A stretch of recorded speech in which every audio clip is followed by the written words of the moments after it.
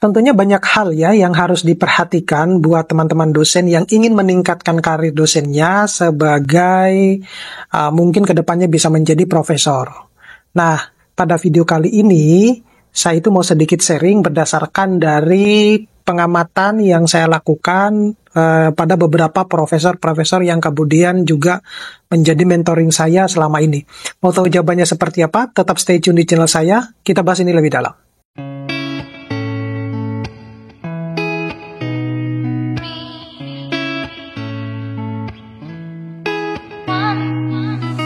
Assalamualaikum warahmatullahi wabarakatuh.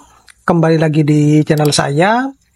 Nah, sebagai seorang dosen, karir itu tak boleh hanya terhambat begitu saja, ya. Ada yang harus kita terus untuk mengembangkan diri kita, untuk berproses di dalam karir kita agar karir dosen kita di masa yang akan datang itu menjadi lebih cemerlang. Nah, salah satu tujuan yang bisa kita penuhi untuk menjadi katakanlah seorang guru besar di kemudian hari, maka ada beberapa hal yang sebenarnya yang harus kita patut perhitungkan sejak kita mulai berkarir sebagai seorang dosen. Nah, tentunya teman-teman semua banyak juga yang bertanya di kolom chat komentar dari YouTube saya, seperti apa sebenarnya kita kalau ingin berkarir sebagai dosen, kemudian ingin sukses ya berkarir sebagai dosen. Nah, ada hal-hal yang mungkin dianggap sepele oleh sebagian dosen, tapi ini penting untuk diperhatikan, terutama bagi dosen-dosen yang baru berkarir sebagai seorang dosen ya. Tentunya kita tidak ingin dong menjadi seorang dosen yang hanya begitu-begitu aja. Saya seringkali menyampaikan bahwa titik puncak sebuah karir seorang dosen itu ada ketika dia sudah bergelar guru besar atau yang disebut dengan profesor.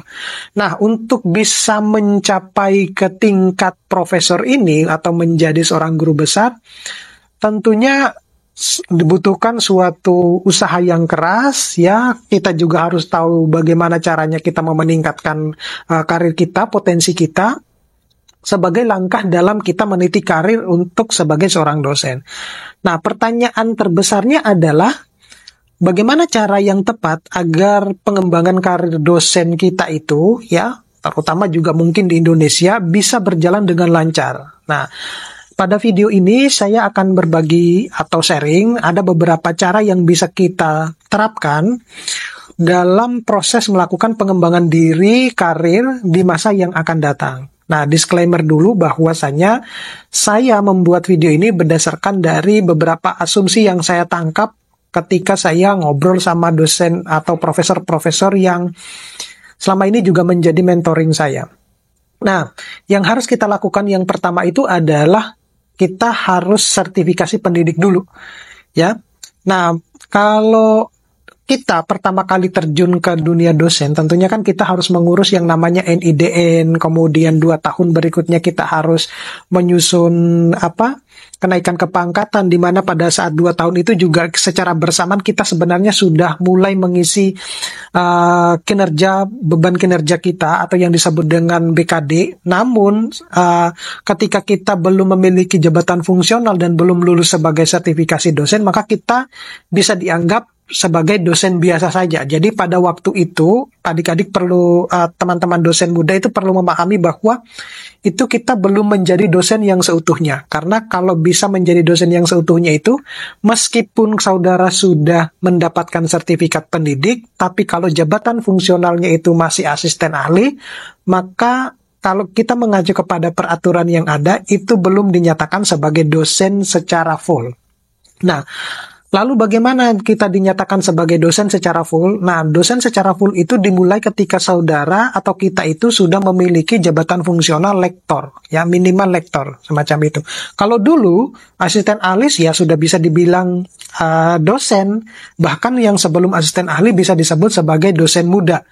Nah, agar kita ini bisa melakukan pengembangan karir, hal yang terpenting itu untuk mengembangkan karir adalah dengan mendapatkan sertifikat pendidik. Nah, saya kira Bapak Ibu, teman-teman dosen muda, bisa tanya ke dosen-dosen seniornya seperti apa itu sertifikat pendidik. Nah, biasanya setiap tahunnya itu terdapat 3 gelombang ketika kita melakukan tes untuk sertifikat pendidik atau mendapatkan sertifikat pendidik. Tapi ingat ya, untuk mengikuti sertifikat pendidik, saudara harus sudah minimal memiliki jabatan fungsional, asisten, ahli, ya. Nah, ada sertifikat pendidik ini akan membantu Anda untuk mendapatkan pengakuan sebagai dosen profesional. Kalau memang di dalam sertifikat kita itu sudah ditulis sebagai dosen profesional, tetapi kalau kita mengacu kepada aturan misalnya untuk akreditasi dan lain-lain, itu kita belum dinyatakan sebagai dosen profesional kalau status kita atau jabatan fungsional kita sebagai baru asisten ahli, ya. Kemudian yang berikutnya itu adalah usahakan untuk melanjutkan studi S3 kalau yang bersangkutan atau dosen tersebut itu masih berpendidikan S2. Kenapa demikian?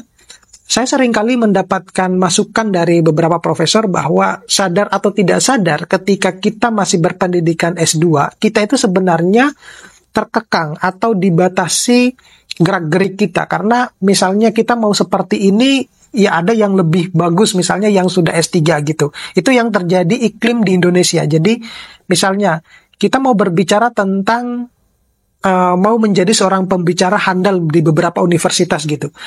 Nah, biasanya universitas-universitas itu atau misalnya kita menjadi pembicara di lembaga organisasi yang lain, hal yang pertama dilihat itu adalah pendidikannya dulu. Semacam itu. Jadi kalau misalnya pendidikannya katakanlah sudah S3, nah itu biasanya akan menjadi sebuah prioritas. Gitu. Kemudian kalau yang masih S2 itu belum dijadikan sebuah prioritas. Jadi kalau ada pilihan antara orang yang akan menjadi pembicara yang lulusan S2 sama yang lulusan S3, pasti banyak orang yang memilih antara yang lulusan S2 gitu. Meskipun ya, saya sebenarnya tidak begitu juga terlalu sepaham dengan ini. Meskipun mungkin yang S2 ini dia punya pengalaman yang banyak gitu. Ya, tetapi iklim di Indonesia terjadinya semacam itu. Kemudian hal yang paling menarik juga kalau kita melanjutkan studi ke S3 itu kita akan mendapatkan banyak pengalaman, kemudian mungkin memberikan kesempatan kita untuk mencari jejaring sosial di masa yang akan datang, sehingga ketika kita lulus untuk S3 itu kita punya ini jejaring sosial. Dan perlu diketahui bahwa untuk menjadi seorang guru besar atau profesor ya harus lulus S3 dulu. Cuman harus diperhatikan linearitasnya, karena yang terjadi di aturan di Indonesia semacam itu. Kemudian yang ketiga itu adalah pengembangan kompetensi profesional. Nah, seperti apa pengembangan kompetensi profesional yang dimaksud di sini? Itu adalah misalnya kita aktif di dalam mengikuti pelatihan ya, pelatihan-pelatihan. Artinya ketika kita sudah berada pada posisi sudah lulus S3 itu bukan berarti kita sudah tahu segala hal, bukan. Tetapi kita perlu juga untuk mengupgrade ilmu kita, untuk mengupgrade knowledge kita, sehingga apa sih yang sedang terjadi, yang lagi happening saat ini di luar sana, yang mungkin belum kita ketahui. Nah, oleh karena itu kita perlu yang namanya pengembangan kompetensi secara profesional, ya. Nah, beberapa kompetensi yang mungkin yang wajib untuk bisa diikuti oleh dosen itu seperti misalnya kompetensi pedagogik. Kenapa demikian? Itu penting. Ya karena kita bekerja di lingkungan pendidik ya. Jadi mendidik. Kemudian kompetensi kepribadian. Ada juga kompetensi sosial. Ya kompetensi sosial misalnya kita sering terjun ke masyarakat gitu ya. Memberikan penyuluhan-penyuluhan, sharing ilmu gitu. Ataupun juga kompetensi profesional yang lainnya. Nah oleh karena itu dosen ini diwajibkan sebenarnya harus ikut yang namanya atau harus aktif di dalam proses belajar, meskipun sekali lagi saya ingatkan kita sudah lulus S3 gitu. Bahkan yang sudah profesor pun itu perlu harus banyak belajar juga begitu. Kemudian perencanaan kenaikan jabatan akademik. Ya, ini penting. Bahwasanya ketika kita berkarir sebagai seorang dosen, kita itu harus punya yang namanya, kalau saya menyebutnya adalah timeline ya. Timeline kapan kita harus selalu merencanakan kenaikan jabatan fungsional dan tidak boleh molor. Ya, kenapa demikian? Kita ketahui bahwa setiap 2 tahun sekali kita bisa mengajukan kenaikan jabatan fungsional. Nah, oleh karena itu, dalam 2 tahun ini, kita tidak boleh ini sampai lengah atau sampai molor, jangan sampai lebih dari 2 tahun baru kita akan mengajukan kenaikan jabatan fungsional. Kemudian yang kelima, yang tidak kalah penting, ya untuk bisa naik ke jabatan fungsional itu adalah harus pengembangan karya ilmiah dan publikasi. Ini penting banget ya. Saya seringkali diwanti-wanti sama profesor-profesor yang menjadi mentor saya itu bahwa perhatikan ini, bahwasanya penting untuk seseorang itu ketika sudah berkarir sebagai seorang dosen, itu kita harus memperhatikan bagaimana cara kita untuk mengupgrade diri kita di dalam pengembangan karya ilmiah dan publikasi, ya. Kalau yang tadinya kita hanya terbiasa menulis di dalam katakanlah jurnal-jurnal nasional, ya sudah saatnya kita harus mengupgrade ya keilmuan kita, kemampuan kita kalau kita punya skill, dan kita itu harus dipaksa ya kita harus mengupgrade-nya ke publikasi-publikasi yang sudah taraf internasional. Jadi bukan lagi yang standar-standar nasional gitu. Ya meskipun mungkin dalam 1-2 paper dalam 1 tahun untuk yang nasional is okay lah gitu ya. Tetapi kita harus lebih mengutamakan yang namanya standar publikasi internasional. Kenapa demikian? Karena dengan kalau kita memiliki publikasi internasional, itu kesempatan kita untuk dilirik oleh peneliti-peneliti yang lain di luar negeri itu sangat besar dibandingkan dengan yang hanya sesama lingkup Indonesia gitu ya. Mungkin kalau lingkup Indonesia oke lah, hanya mungkin kita sebagai pembicara di Indonesia saja gitu. Tetapi kalau misalnya kita punya banyak penelitian dan publikasi di internasional itu, maka kesempatan kita untuk diundang menjadi narasumber atau key speaker ya di berbagai macam conference misalnya itu sangat besar, dan itu penting banget ya. Jadi itu pun juga yang baru saya lakukan ya. Saya seringkali bertanya kepada profesor-profesor yang saya anggap mentoring saya, sebagaimana mempelajari kehidupan mereka menjadi seorang profesor seperti apa. Mereka memberikan masukan-masukan ke saya, itu yang saya lakukan semacam itu. Dan itu apa yang saya lakukan sudah saya jelaskan di dalam video ini. Jadi mungkin teman-teman, adik-adik yang baru berkarir sebagai seorang dosen itu bisa menerapkan itu. Bukan berarti saya pada posisi saat ini itu sudah seperti wow gitu kan, atau bahkan sudah profesor, bukan.